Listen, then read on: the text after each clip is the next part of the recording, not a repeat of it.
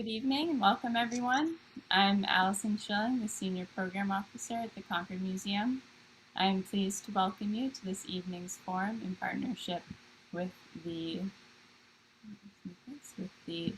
Cyrus Dallin Art Museum on Boston's iconic Paul Revere statue dedicated in 1940.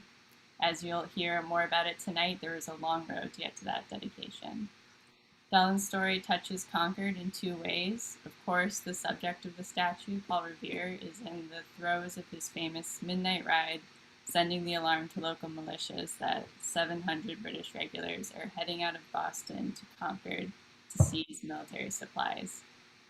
Additionally, Dallin himself was a friend, colleague, and competitor, which you'll hear more about, to Daniel Chester French, who spent much of his childhood living in Concord, where he earned his first commission of the Concord Minuteman, before going on to being one of the leading voices in intellectual culture, reaching the height of his career with the Abraham Lincoln sculpture at the Lincoln Memorial.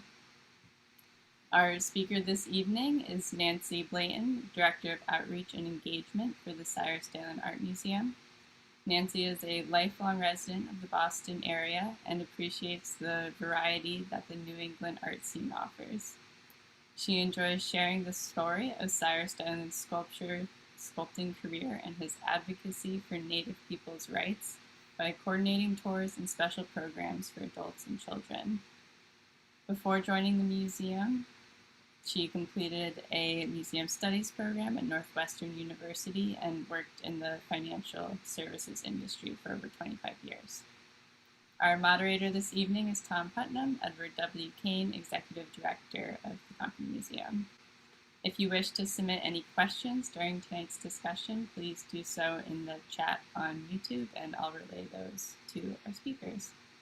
I hope that you enjoy this evening's discussion on an iconic monument that commemorates the midnight ride that started the American Revolution as we head into the holiday weekend that celebrates the end of the 8-Year War and the nation's independence. So happy 4th of July, and thank you for joining us. Great, thank you, Allison, and Nancy, thank you so much.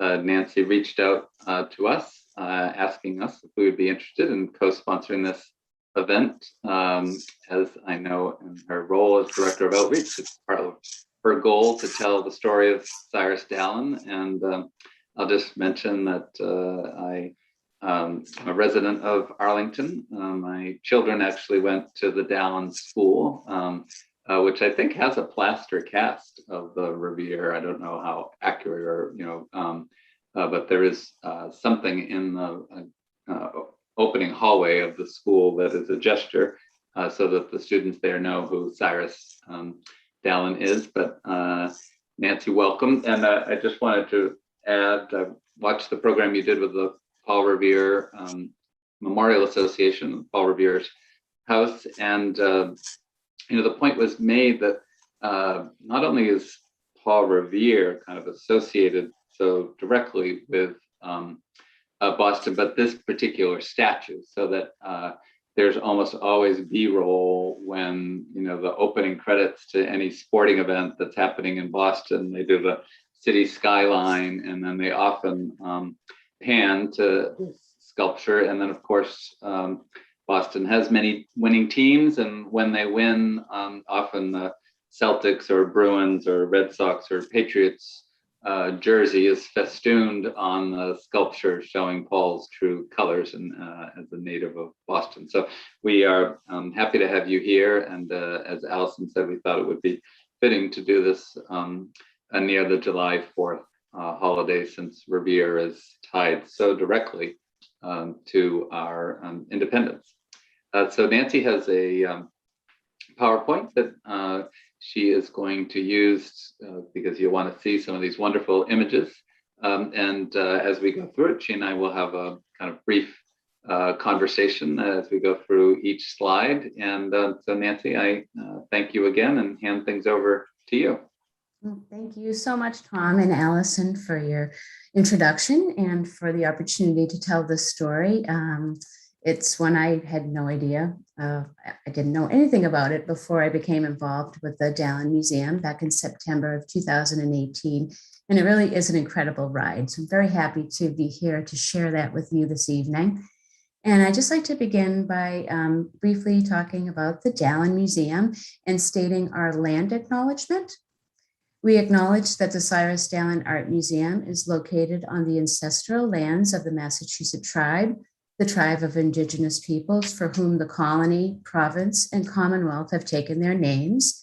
And we pay our respects to the ancestral bloodline of the Massachusetts tribe and their descendants who still inhabit historic Massachusetts territories today. Our museum was founded in 1995, and we're located right off of Massachusetts Avenue, very close to the Minuteman Bike Trail. And I hope what you hear and learn from this presentation this evening piques your interest to come and visit us, to hear all of the other great stories of Dallin's works, achievements, and activism. So the man of the hour, Cyrus Dallin. Who was Cyrus Dallin? He was a celebrated American sculptor, educator, and Indigenous rights activist who lived and worked in Arlington, Massachusetts for over 40 years. He was born in 1861 in Springville, Utah Territory, a small Mormon settlement in the shadows of the Wasatch Mountains.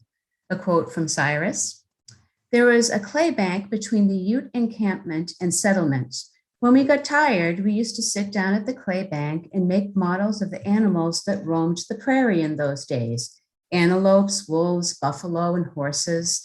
That is where I got my liking for modeling, there at the clay bank beside the village in Ute teepees," end quote.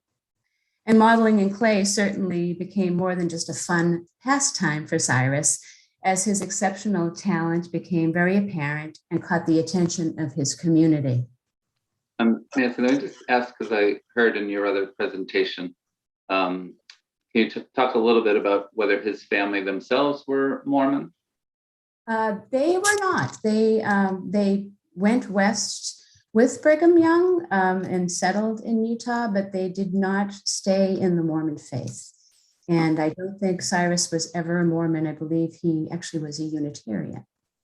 And it's fine if you don't. I don't know too much about. You reference a Ute encampment. So is it a Ute Native American tribe? It is, yes. And do we have a sense that he was kind of friends with Native people when he was a young man? Yes, he absolutely was. He had a lot of friends that were Native Americans. He learned a lot from them about riding horses and bows and arrows. And as a matter of fact, he ended up going to the Olympics to the archery competition in the early 1900s, in which he won a bronze medal. So he had a lot of Native American friends who he learned a lot of fantastic things from. It's a very sweet little cabin. I mean, it reminds me, I'm sure it's bigger than Thoreau's cabin. It also reminds me a little bit of kind of Little House on the Prairie and Laura and Yes. Wilder. Were his family farmers, or what did his parents do out there? I'm not sure what his father did, and I'm sorry that I'm not prepared with an answer for that. And just remind us, did he have siblings, or was he an only child? Or he did have siblings, yes. Great. None of whom became an artist. Well, tell us more. I know you're going to tell us now about how he came to Boston. Yeah, so he left this small town to come to Boston in 1880 at the age of 18 with the financial support of two local businessmen and proceeds from his parents' mortgage. He moved to Boston to study with sculptor Truman Bartlett at his studio on Federal Street. Regrettably, Dallin and Bartlett had a tumultuous relationship. Dallin was living in meager quarters and often starving, so he left the studio to pursue opportunities that Bartlett did not approve of. I gather that he felt that despite his enormous talent, confidence, and drive, the frontier upstart was audacious in contradicting his advice and not showing him, an important Boston art critic, due respect. hear them. And let me just ask, do we have any of Dallin's journals? Or I think you mentioned in your earlier talk is that there's a book that was written by his wife. Like, how do we know the early stories of Dallin's life? We have letters back to his family in Utah, where he talked about his struggles in Boston. He talked about everything, but that came up as well. So. And are they in your museum, or are they at the Robbins Library in Arlington? Both. Yes. So, well, they're not on display at our museum, but we are actually in the process of digitizing all of that stuff. So. Since I know a little bit where the story goes, we just should remind people to remember this man Bartlett, because he comes back later in the story. He comes back to haunt us. he looks a little sinister in this. Cyrus Dallin looks very innocent. Picture. So how old do you think he was in this photo? I'm guessing he was about 18, 19 years old. Pretty young to have, leave your family's home in Utah and come to Boston. Yeah. Yep. I'm sure it was the talk of the town. So he goes on from Boston, I think, to Paris. Tell us more about that. He does. He went on to spend 2 extended periods of study in Paris in the 1880s and 1890s, which is a necessary rite of passage for any young sculptor trying to establish his or her reputation in the field. And in Paris, he studied with Henri Chaput, with whom he had a much better relationship at the Académie Julienne. And it was from Chaput that Dallin learned the principle of the Beaux Art style, which emphasizes classical forms with naturalism and emotional intensity. And after his time in Paris, he returned to Boston. In 1900, he became a member of the faculty of the Massachusetts Normal Art School, now known as Massachusetts College of Art and Design in Boston. And during his 40-year tenure there, he mentored a generation of Boston sculptors. He was a passionate yet patient instructor, and his students fondly referred to him as Cyrus the Great. And I'm just interested, so basically he's probably supported himself on his salary as a teacher, and then he got these public commissions that were like, Daniel Chester French, who Allison mentioned, and who was kind of a peer, essentially supported himself by his various commissions and the money he got for them. But it sounds like Dallin was maybe a teacher first, and then, obviously teaching sculpting, and then he got these commissions, or do you know how that kind of worked? Well, there was kind of a mixture there, actually, which I actually mentioned very soon. Okay, good. We could talk about his first commission, and it was a real big one. Okay. So after, give me a second. All right, so he was a very prolific sculptor.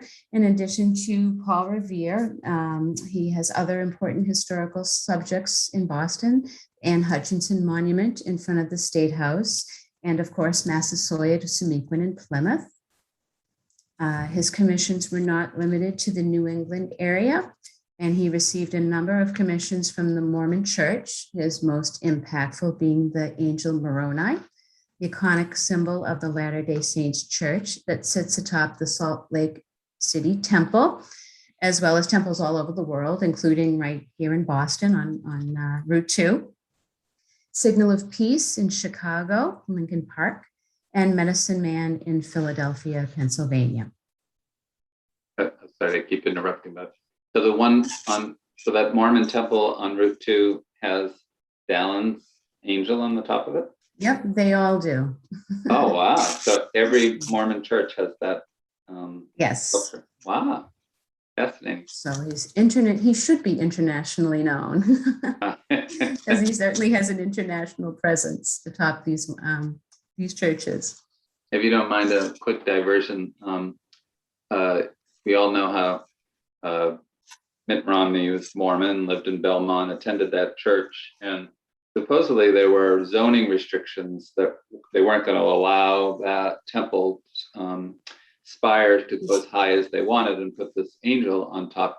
And it was actually Romney's former rival, Ted Kennedy, who said, there used to be religious discrimination against Irish Catholics, and this feels like discrimination to me against Mormons. And so Ted Kennedy led the effort to kind of lift, if the story is accurate, to lift the zoning regulations so the Mormons could have a temple in Belmont. That's interesting. The way they want it.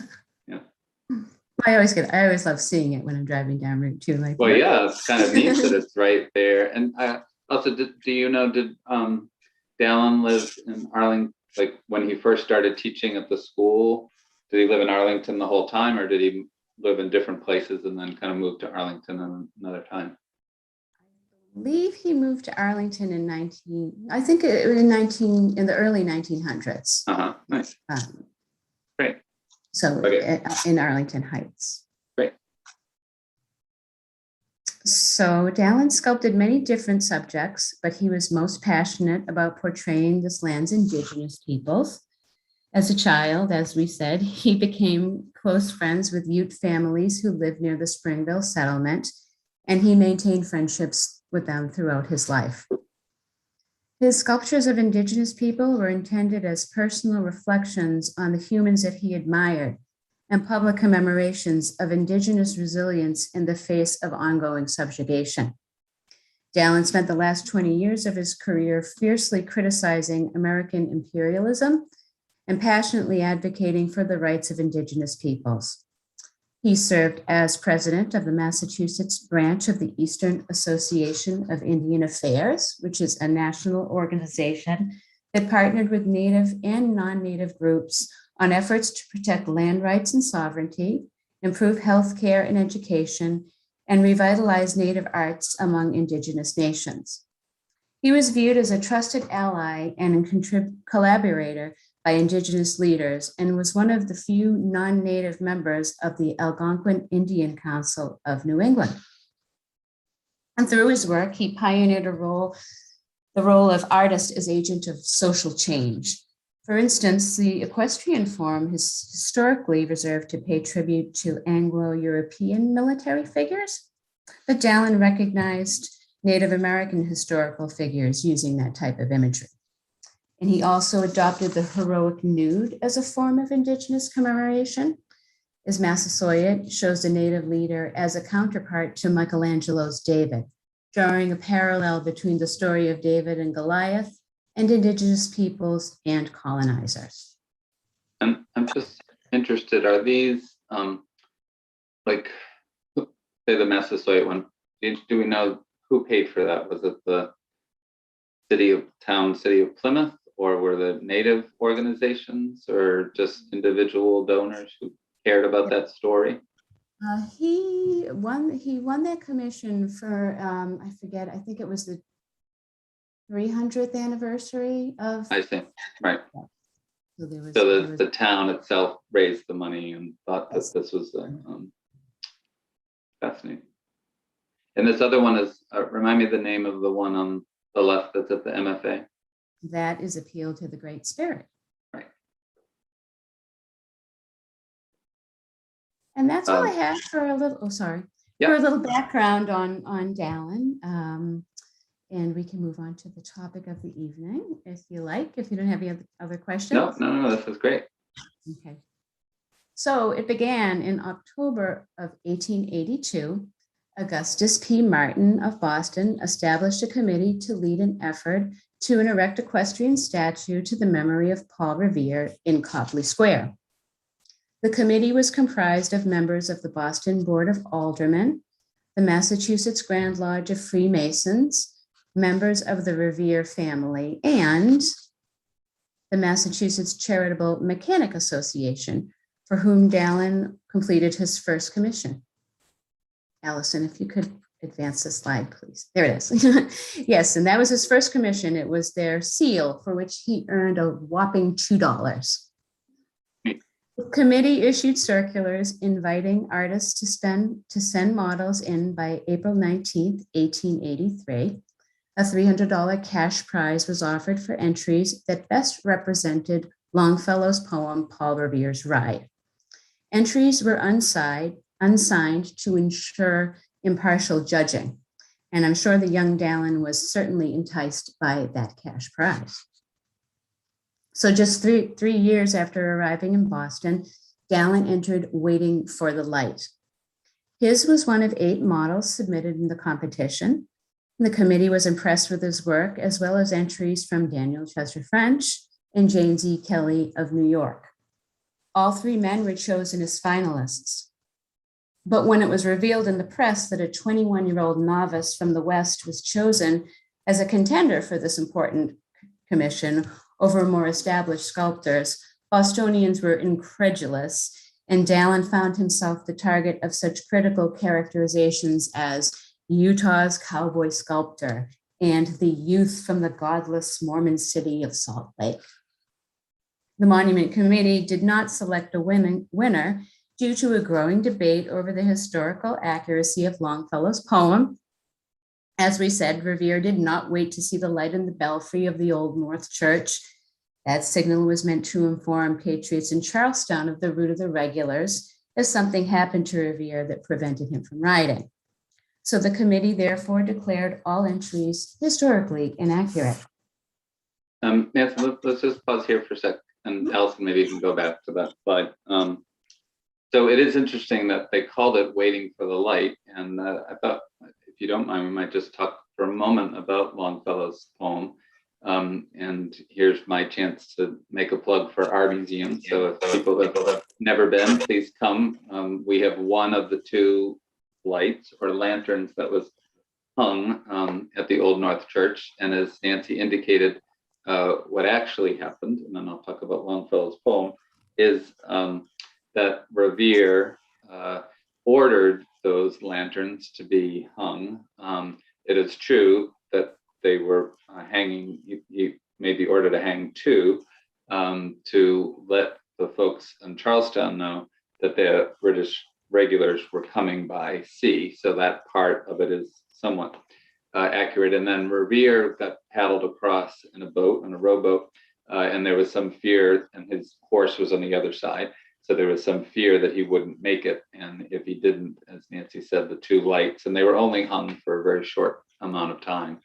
But also sometimes Henry Wadsworth Longfellow gets a bad rap for that poem, and it's actually a somewhat admirable story. So what prompted Longfellow to write the poem, even though he took some poetic license with it, was Longfellow's own stance against slavery. And so he was,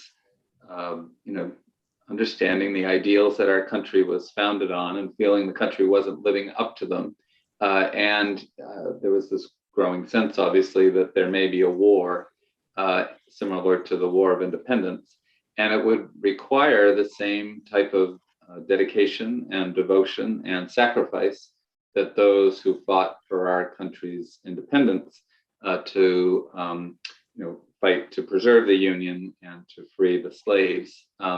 So if you don't mind, I might even read just a couple of the last stanza of the poem, which captures what Longfellow, so again, there are historical inaccuracies about, I on the other shore will be, that's not accurate.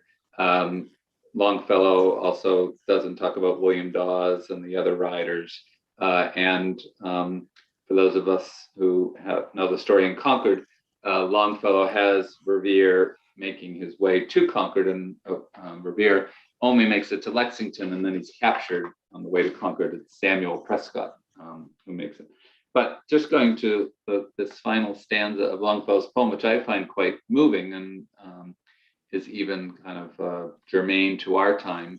Longfellow wrote, "So through the night rode Paul Revere, and so through the night went his cry of alarm to every Middlesex village and farm, a cry of defiance and not of fear, a voice in the darkness, a knock on the door, and a word that shall echo forevermore. For born on the night wind of the past, through all our history to the last, in the hour of darkness and peril and need, the people will waken and listen to hear the hurrying hoofbeats of that steed and the midnight message of Paul Revere." So again, it was Longfellow's hope that he would be awakening kind of the hearts and again, the courage of young men to go and fight in the Civil War in the same way that when Revere rode through the streets, roads of those Middlesex farms, he was awakening his neighbors to answer the call. So anyway, it's an interesting little diversion here. But now let's go back to your story. It seems like that was all a ruse because they didn't like that Dallin won the commission. Now you're going to tell us a little bit more about that and who they kind of wanted to win the commission. So they blamed it on the inaccuracies of Longfellow's poem to say, we're not going to go forward with this sculpture competition. Tell us a little more what happens next. I think it's interesting that in my research for this, telling this story, the first one is the only model that he names, Waiting for the Light. The following models are not named. So maybe he wanted to figure, like, I'm not going to put anything specific on there to confuse interpretation. Although, and this one this is the only one he's looking backwards, right? Like he is looking or waiting for a light. The others are kind of kind of looking forward. Yeah, they do have an interesting progress. We'll look at them all in one place together at the very end. But great. All right. Let's see where it goes from here. So the committee had also hoped to consider an entry by Thomas Ball, who was the sculptor of the George Washington statue in Boston Public Garden. Ball had been working in Italy and had missed the contest deadline. So in May of 1883, Dallin submitted a second model for a runoff competition with French, Kelly, and Ball. Dallin's second model presents Revere, and I quote because it's a good one, from the Boston transcript, on his horse with a very spirited, unconventional, and wildly dramatic pose and gesture. Reining back his excited steed, the midnight messenger points with a straight arm in the direction he has come, and his tense and anxious face almost speaks the message he bears, end quote. And it's very different than that first model. And furthermore, Ball's eagerly anticipated submission did not draw favorable reviews from critics. One such review even stated, quote, if Ball himself were to view his lack in his work, speed and motion, and compare it with the spirited action of Dallin's plaster cast, he would confess that the neophyte got ahead of the veteran in one respect at least, end quote. Too bad we don't have that one to look at, but I don't have those. But anyways, and do you know, was this one also done anonymously? Like, did people not know? Yes. Before the judging? And did one win? Did Dallin win this competition as well?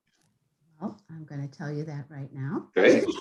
Despite such praise, the committee remained undecided, still concerned about Dallin's age and lack of experience, and assuming that the commission would be too much for him to carry out. However, in June of 1884, they notified Dallin that the committee was ready to negotiate with him, providing he makes certain alterations to the model. So he set to work and finished model number 3, which was studied by the committee, who suggested a few additional alterations. And Dallin completed these edits, and the model was sent to the Boston Art Club on November 11th, 1884. The committee finally approved the model, and the persevering Dallin had won. The year-and-a-half competition had come to a close. And unfortunately, the announcement in the Boston Evening Transcript said that Charles E. Dallin was the successful artist. Very disappointing for Cyrus there. Wonderful reviews of Dallin's model were printed in many Boston newspapers. The horse is marvelous, the pose is splendid, said the Boston Herald. It may be said to represent in a deeper sense the fire, enthusiasm, and patriotism of the Revolution, said the transcript. And I like this one in particular. We think Mr. Dallin has comprehended the spirit of the incident, expresses its picturesque phase well, and has given us a dashing work, not especially learned, not too profound, but effective and enthusiastic, said the Boston Advisor. And praise came from his peers as well, including Daniel Chester French, whose wife described Dallin's mixed emotions in winning the commission. She stated in her book, Memories of a Sculptor's Wife, quote, "He was somewhat overwhelmed by the fact that he was not an Easterner, that he knew he would be looked upon as an outsider, and that he went down to his studio the next morning, somewhat discouraged and blue. The first thing he saw was a small note pushed under the door. It was from Dan French saying, 'I congratulate you. Yours was by far the best model. I'm glad you won.'" And Dallin and French would become and remain friends, and Dallin sought and appreciated French's creative eye on works such as Appeal to the Great Spirit.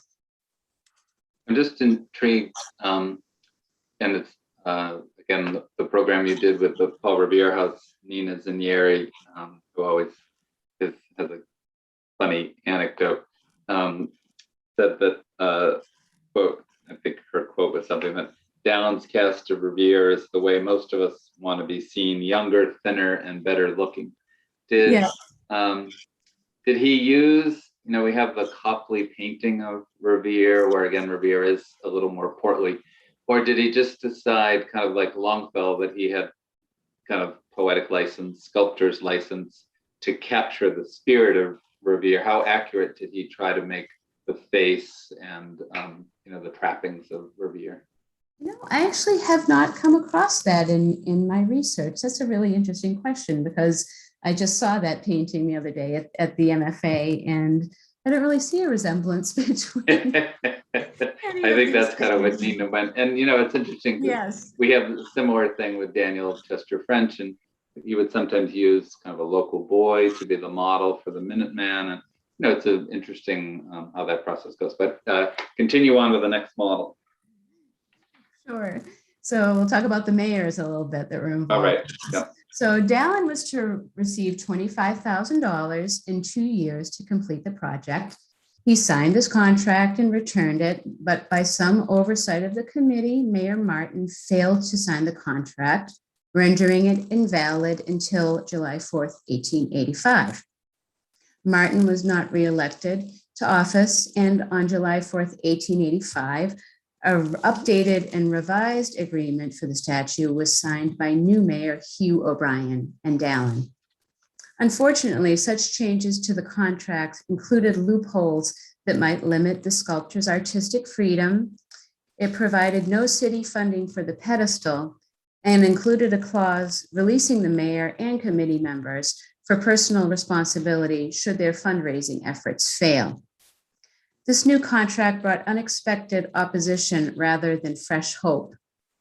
Early accounts mention only that the Revere project failed due to lack of funds, but later sources revealed that public confidence for the project declined after a disparaging letter from Dallin's former teacher, Truman Bartlett, was printed in the Boston Transcript. In the letter, Bartlett severely criticized Dallin's model, declaring it, quote, "an impossible man on an impossible horse," end quote. And he protested against the award of commission to such a youthful and inexperienced sculptor. That again. And without much of any excuse or explanation, the committee practically scrapped the whole project. Dallin went on to Paris to pursue other things. But upon returning from an extended stay there, he was really disappointed to learn that his award-winning third model had disappeared from the gallery where it was being exhibited. He then completed a fourth model. According to Dallin biographer Ralph Francis, this model showed a maturity of modeling and surface design that reflects Dallin's European training. While the model was well received in the press, the monument project continued to lack leadership and political will. And I think he may have taken Bartlett's criticism to heart because this is very different than Model 3. And do we know, did he work with actual horses when he did his models, or is it just kind of his own innate understanding of the physiology of horses? I'm not certain about for these models, but I know in other ones, like Appeal to the Great Spirit and others that we talk about, He used horses from a farm in Lincoln, a neighbor's horse in Arlington. But I think just growing up where he did, he seemed to, from what I've seen, have a particular talent for modeling horses. I think that they're all extraordinary. Right. Okay, so 1899, after a lapse. Oh, I'm sorry. Is this in your museum if people come to This is, yes. This is nice. So we have to have people go and visit to actually see it in person. And is it, it looks pretty big, although it's hard to tell how close the camera is to it. It's pretty big. It's not, it doesn't take up, it's not like 10 feet tall. You can see a lot of really nice detail in it. It's a good size. Great. So after a lapse of almost 10 years, he created this fifth model in an attempt to renew interest in the monument project. His new composition incorporated design elements of his two earlier works, most notably the raised front foreleg of the third model and a larger, more refined version of Revere from the fourth model. Mayor Thomas Norton Hart renewed his expired contract and gave the Boston Art Commission responsibility for the project. In December of 1899, the committee officially approved the fifth model, and it was exhibited and viewed by Governor Winthrop Crane and other public officials. It received a glowing review from the Boston Transcript, asserting that Dallin, quote, never ceased to improve upon his original work, working on it in season and out, remodeling it at least 5 times until, in the judgment of experts, he made of it a plaster work well worthy of a prominent location in Boston, end quote. And in 1900, a newly formed monument committee issued a public appeal to citizens of Boston to help raise $20,000 to fund it. The effort was unsuccessful and the project languished once again. Meanwhile, in 1907, Dallin contracted with P.P. Caproni and Brother, a Boston plaster casting company, to sell reproductions of the model in various sites to collectors and educational institutions. And as we just said, our museum is proud to exhibit plaster of model number 5. 8. And I know we've been going on about this for a while, but imagine how Dallin must have felt. We can remember that this monument was his first and last major work. And here he was, what he looked like when he began working on the monument in his early 20s, and shown here still toiling on the monument well into age. In later years, he reflected upon the frustration he had with the competition and noted, quote, I was disappointed, but not defeated. I learned that life is full of disappointments, but I have also learned to leave disappointments behind me and go on to something else, end quote. Just very good advice in general. Nancy, let me weave we have one question from the audience that just, were they given the general dimensions that they were supposed to sculpt to, or was it left up to them how large or small? I'm not sure about that. Okay, that's fine. Yeah, because the models they submitted, wouldn't be the same size. That size anyway. Yeah, exactly. I'm not sure about that. That's a very good question. I can look into that. 3 decades later, Dallin once again sought to revive the project by creating the 6th model, which he exhibited at the R.H. White department store on Washington Street in Boston.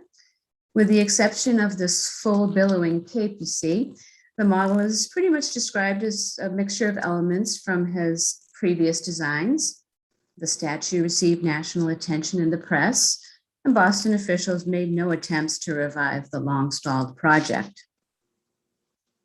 And we're going to just go back and look at model number 3 again. As Dallin came across a photo of his long-lost third model while going through his recently deceased friend Frederick Hall's things. And the discovery of the photo prompted Dallin, now in his 70s, to really reflect on this amazing achievement of his youth. This was a huge commission, and he won the commission, and he, doggone it, he was going to see it through. He was going to get it done. So you won't be surprised to know that he began working on a new 7th model. and he unveiled it with an appeal to Boston Mayor Frederick Mansfield and trustees of the George Robert White Fund to support the effort. This fund is a trust left to the city of Boston to support beautification projects and still exists. While Mansfield made a promise that the monument would be erected, the White Fund determined that the monument did not comply with the provisions of the trust and declined to support it. And at this point, Dallin took matters into his own hands.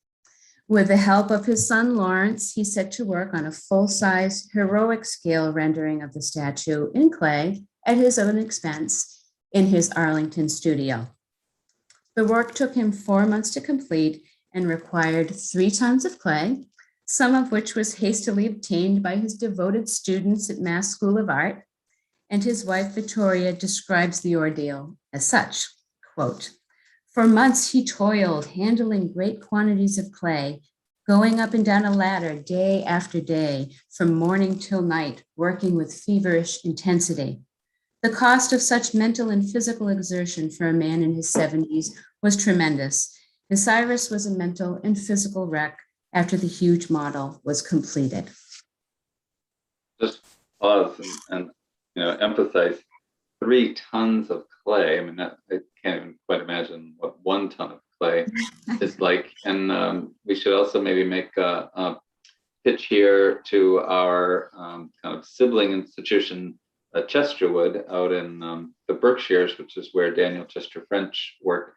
And there it's fascinating because he worked in a studio that actually had railroad tracks, so he could move his sculptures out into the light, so he could but and I'm not asking you to know, but I wonder how once you sculpt something with 3 tons of clay, how do you even move it?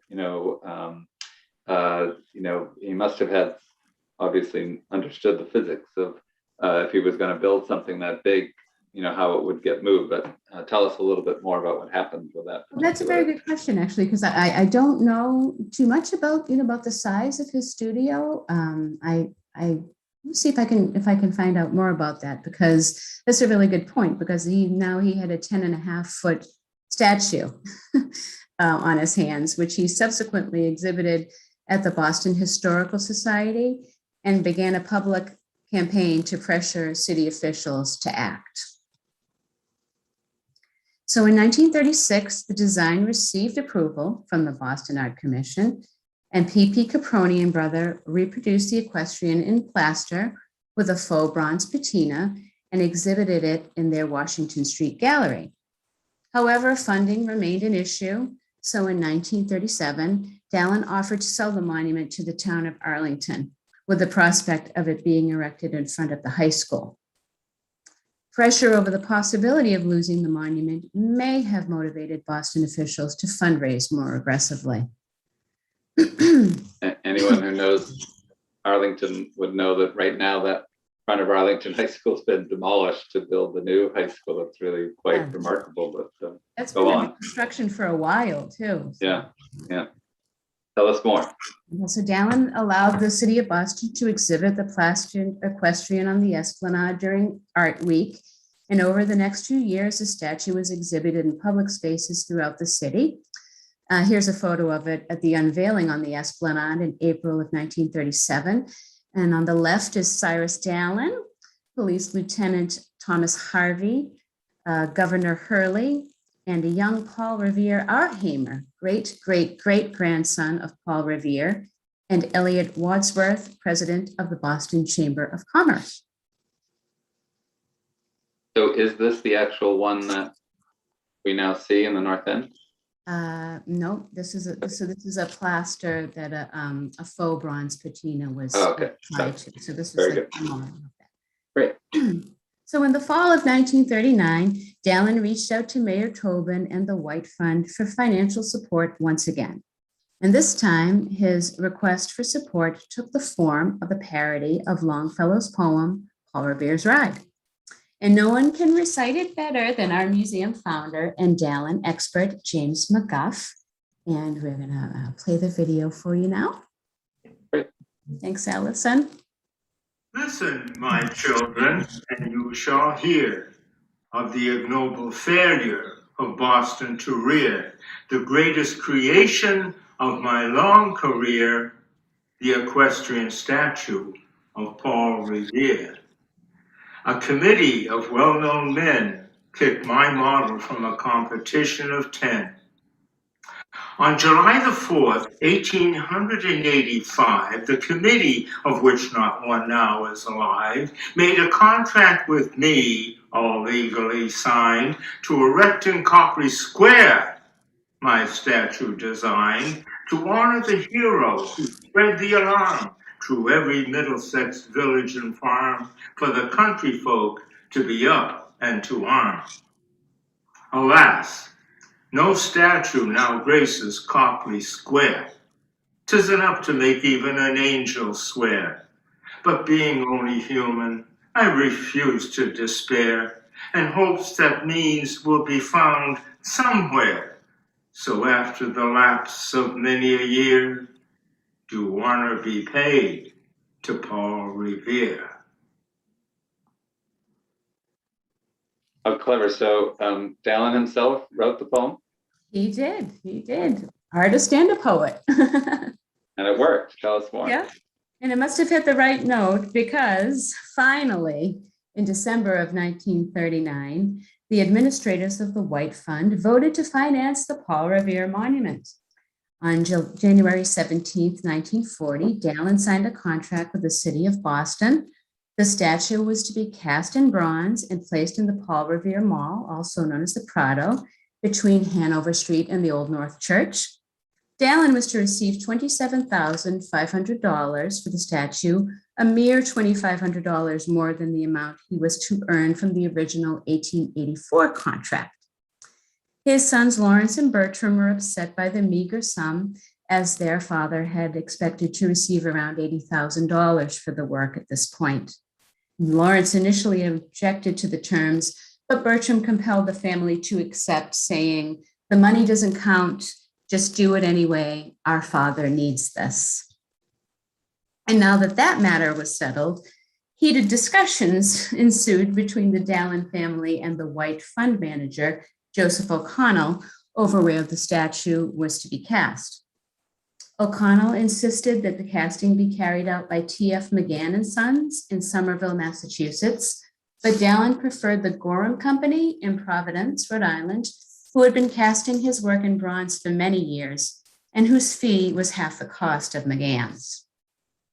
Meanwhile, back at the studio, P.P. Caproni and brother, including Leo Toschi, you can see him in this photo, he was the Caproni gallery manager, had commenced preparing sections of the Dallin statue for shipment to the foundry, until this event occurred. With the Caproni studio worker as a witness, quote, "Gangsters with a big sedan stole parts of the model. It looked like they had guns and everything. They walked right in and knew just what they were after and took the essential parts." Caproni had no choice but to send the remaining sections of the statue to McGann for casting. The Dallin family made the difficult decision to refrain from publicly accusing officials of wrongdoing, fearing doing so would delay the project even further. And the moment we've all been waiting for, the Dallin Monument was dedicated on September 22nd, 1940.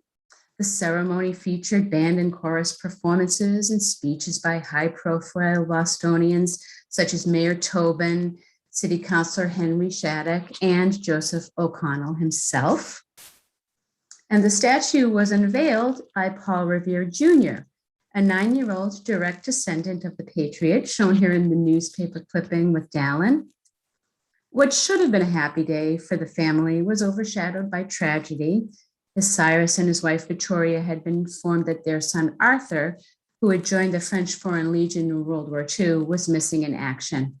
And according to the Boston Post, when several thousand people cheered as the statue was revealed, quote, "Cyrus Dallin said nothing. He bowed when he was introduced, but that was all. Watching him, spectators got the impression that his heart and mind were too filled with emotion to permit him from doing anything but sitting quietly in the sun while the orators praised the name of Paul Revere and the deeds of the early patriots, end quote.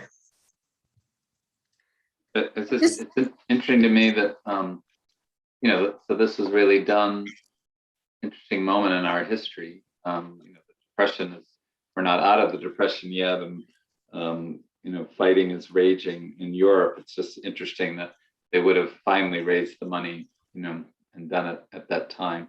And then also, I hadn't really, I have heard you give the talk before, but hadn't kind of made the connection that, Revere was encouraging, and Longfellow, they're the impetus, encouraging young men to go off to fight either for our independence or in the Civil War, and then for Dallin to have lost his son in the French Foreign Legion. It's so very, very sad. So continue on.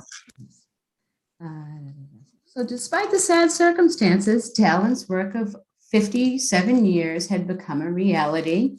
And what was his first major success had also become the capstone of his long and influential career.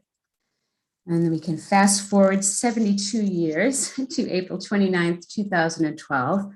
The Paul Revere Mall in the North End was the site of celebration of the now internationally known landmark, and to honor Cyrus Dallin's 150th birthday. Mayor Menino declared Cyrus Dallin Day and presented a proclamation to the Dallin family and the Cyrus Dallin Art Museum. And making the occasion, oops, okay.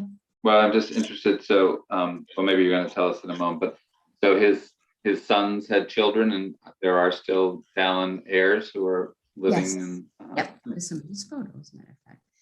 That's what made the occasion extra special, as a matter of fact. Participation by dozens of family members that descended from both Dallin and Paul Revere. As a matter of fact, in the top right, from left to right, is Mayor Menino, David Kubiak, who's a friend of the Dallin Museum and who orchestrated the whole event, and Jean Dallin in the green jacket, Paul Revere Jr., the now 81-year-old boy who pulled the sheet off during the original dedication ceremony back in 1940. And shaking hands with David is the one and only James McGuff, founder of the Cyrus Dallin Art Museum. And I think it's kind of fun to just see all 7 of the models in one place and just kind of consider how they evolved and changed, some, dramatically different than others, and kind of reflecting his experience and skill and, taking constructive criticism. And it's kind of fun to ask people what their favorite is. Uh-huh. And how about you? I have two. Well, I like model number 2. Because I think it kind of speaks to Dallin, the cowboy from the Wild West. It is very like wild and urgent, and it certainly, it conveys like this is someone on a very important mission, and he's off and he's on that mission.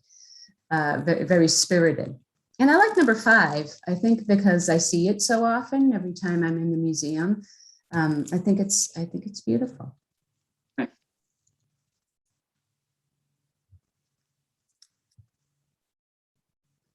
And that's the end of my story. I invite you to keep an eye out for the Cyrus Dallin Art Museum on social media. We have a lot going on, despite a little bit of slowdown from the pandemic. We're hoping, we're planning to reopen in August, Saturdays and Sundays, and are currently open on Saturdays and Sundays by appointment only. So if you'd like to come in, please contact me. And in the future, you can also contact me to schedule any group tours, should you be so inclined. And please visit our website to keep updated on events, and visit our virtual tour, which is fantastic. And we always appreciate people visiting our donation page. Thank you so much for letting me tell the story. All right. So we only have a couple minutes, and we did have one other question that came in from the chat. It's a delicate question, and it's partly, this question of public. It more has to do with his depictions of Native Americans, and that's interesting. Both even now, our country, debates over public memorials and public sculptures in public places, I think, are especially they're kind of sensitive because you are the audience is the entire public. And I know at the MFA, for instance, for the appeal to the Great Spirit, I think in the arts of the, which is it still up in front of the MFA? And then inside, I think in the new Art of America's wing, they have a kind of different interpretation because there's, I think been some feedback about this kind of notion of the noble savage, and that perhaps that sculpture kind of perpetuates that. So the question was, do you all talk about that in the Dallin Museum, or these are very delicate and hard things to confront. And in some ways, it's this notion of presentism that we look back. What I think what he was doing at that time was maybe actually fairly courageous, and not what your normal sculptor was doing, as you said, in putting Native Americans in equestrian poses. But now, in a current lens, looking back, we might interpret it differently. But the question was how you talk about or handle that question at your museum. Well, we talk about it a lot, as a matter of fact. And at the Dallin Museum, we honor and respect a full range of responses that Indigenous peoples have to Dallin's work. And interpreting the art of Cyrus Dallin, a non-native person who represented Indigenous people, is a complex task, because portrayals are not necessarily how Indigenous people would have chosen to represent themselves then, or how they would choose to represent themselves now. His statues are highly personal and historical interpretations. And to have his intentions resonate with viewers in the present, we're working to actively engage the Indigenous stakeholders in center of their perspectives. We've collaborated with the Message Tribe educational programs, and we've created the land acknowledgement for the museum that I stated at the beginning of the project. So the statues can continue to convey the messages that Dallin intended them to, that the cultures and contributions of Indigenous peoples are important and worth celebrating. And we must take the responsibility for our history very seriously and try to make things right in the present. Great. Well, those are all the questions we have, and we're almost at 8 o'clock. And if you don't mind, and sometimes I'm too lighthearted, but there's another story that I heard from Nina Zinieri, and I thought I might end with it because I think it happened around Lexington and Concord.